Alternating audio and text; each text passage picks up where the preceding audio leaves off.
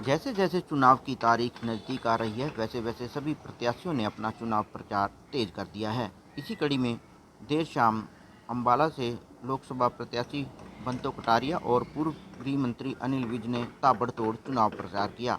एक तरफ जहां बंतो कटारिया ने लोगों से वोट की अपील की, तो दूसरी तरफ पूर्व गृह मंत्री अनिल विज ने बंतो कटारिया के लिए वोट की अपील की और कहा कि ये चुनाव बहुत ही मायनों में खास चुनाव है।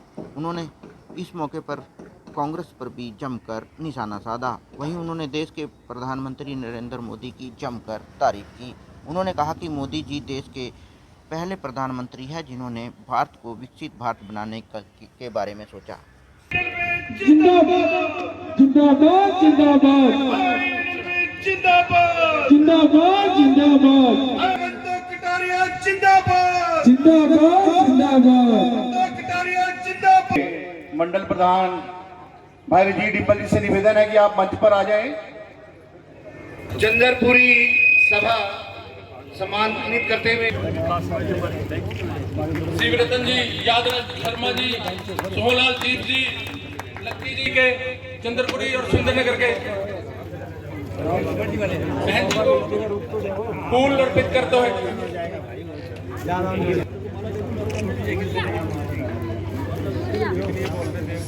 सभी साथियों का बहुत बहुत धन्यवाद। ये आपके साथी ही अभिनंदन और स्वागत कर रहे हैं। ऐसा लगेगा इसके इस माला में जो फूल है उसमें आपका भी भाषण देने की कोई बात नहीं है। आज मैं तो अपने बड़े भाई के साथ आप सबका धन्यवाद करने के लिए आई हूँ कि 18 तारीख को आप सबने देश के यशस्वी प्रधानमंत्री नरेंद्र मोदी जी के विचार सुने और नरेंद्र मोदी जी ने आप सबसे 25 तारीख को आशीर्वाद मांगने के लिए आप सबसे प्रार्थना की। नरेंद्र मोदी जी ने कहा कि 25 तारीख को आप मुझे आशीर्वाद देना और वो आशीर्वाद जो कमल के फूल पर आप मुझे देंगे वो सीधा सीधा जो आशीर्वाद आप बंतों को देंगे वो मेरे पास पहुंच जाएगा। इसलिए हमारे पास समय बहुत कम है, 3-4 दिन बचे हैं, तो हमने अपने बूथ पर ही हर घर घर में जाना है।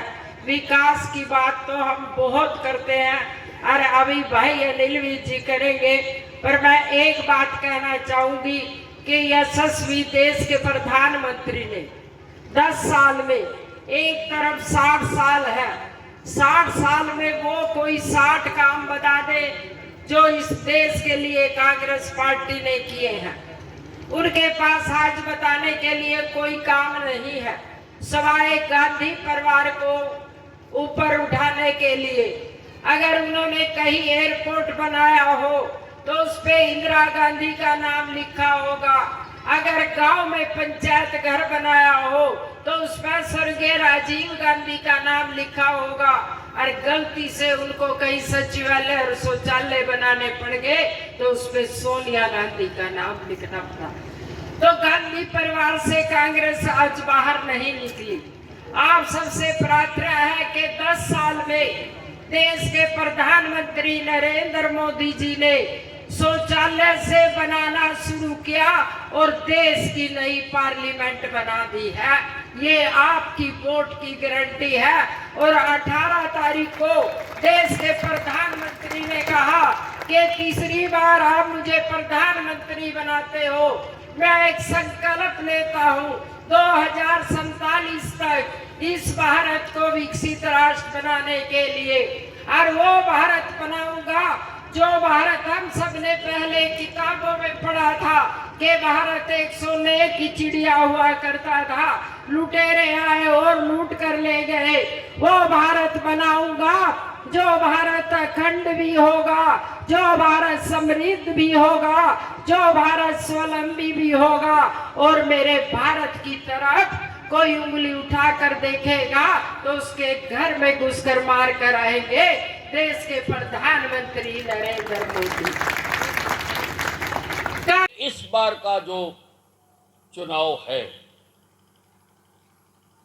ये बहुत महीनों से खास चुनाव है।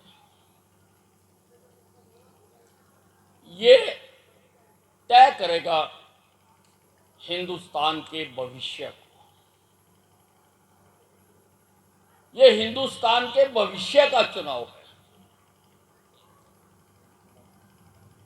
कई मुद्दों पर पार्टियां अपना अपना बखान कर रहे हैं, बड़े बड़े वादे किए जा रहे हैं।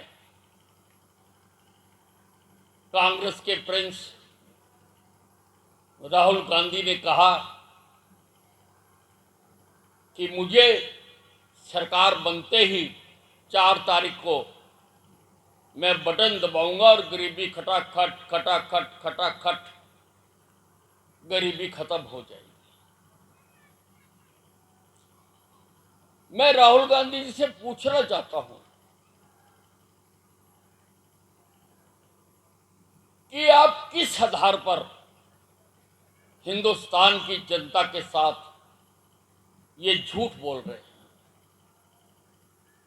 हमारा 573 सांसदों की लोकसभा है और किसी भी मत को पास कराने के लिए कम से कम 274 सांसद चाहिए।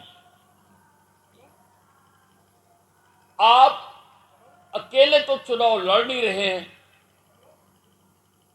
आपका 28 पार्टियों का गठबंधन है और आप अपने आधार पर आपने जो घोषणा पत्र जारी किया है उसके आधार पर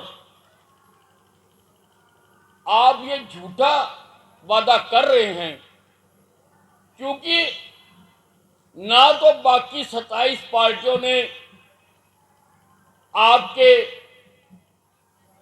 जो घोषणा पत्र है उस पर हस्ताक्षर किए हैं और ना ही आप अकेले पिछले 2 लोकसभा चुनावों में आपकी 50 से कम सीटें आई हैं। इतनी सीटों से, इतने एमपीओं से तो लोकसभा में कोई प्रस्ताव पारित नहीं किया जा सकता। कोई प्रस्ताव पारित नहीं किया जा सकता। और मेरे मित्र, आप गरीबी हटाने की बात करते हैं। गरीबी हटाने का नारा आपकी दादी ने भी दिया था, इंदिरा गांधी ने, और कई चुनाव गरीबी हटाओ के नारे पर सरकार बनाकर वो जीतती रही। अगर वो गरीबी खत्म हो गई थी तो आप आज किस गरीबी को खत्म करना चाहते हैं? और अगर खत्म नहीं हुई थी तो झूठ बोलना क्या आपकी खानदानी रिवायत है, खानदानी आपकी सोच है? झूठ बोलकर लोगों की वोटों को हासिल करना चाहते हैं। ये चुनाव हो रहा है कि किसने क्या करके दिखाया। कोई कहता क्या है ये महत्वपूर्ण नहीं है, कोई करता क्या है ये महत्वपूर्ण है। और नरेंद्र मोदी ने करके दिखाया है। हर क्षेत्र के लिए, हर वर्ग के लिए उन्होंने कुछ न कुछ किया है, क्योंकि गरीब से घर से आए, उन्होंने गरीबी देखी है कि गरीबी क्या होती है। वो सोने का चम्मच मुंह में लेकर पैदा नहीं हुए थे, उन्होंने गरीबी देखी है, इसलिए उन्होंने गरीबों के लिए सबसे ज्यादा काम किया कि 2047 तक जब हिंदुस्तान अपनी आजादी की 100वीं वर्षगांठ मना रहा होगा तो हिंदुस्तान विकसित भारत बनेगा। हिंदुस्तान में किसी ने सोचा है कि हिंदुस्तान भी विकसित भारत बने। हमारे से बाद जो देश आजाद हुए वो भी आज विकसित हो चुके। एक हिंदुस्तान को विकसित देश बनाने की बात कही तो अगर वो खून मांगेगा तो हम खून दे देंगे, अपनी जान दे देंगे। लेकिन हम चाहते हैं कि हमारा देश इन समस्याओं से बाहर निकले। पहली बार किसी प्रधानमंत्री ने कहा है कि हिंदुस्तान को विकसित राष्ट्र बनाएंगे। इसलिए ये जो चुनाव है भाइयों, ये जो चुनाव है बहनों और भाइयों, ये चुनाव इस बात का है कि जिसने इतने काम किए, जिसने इतने काम करके दिखाए, उसको उसका समर्थन करने का चुनाव है कि हाँ, जो काम करेगा हमारी वोट उसी को जाएगी।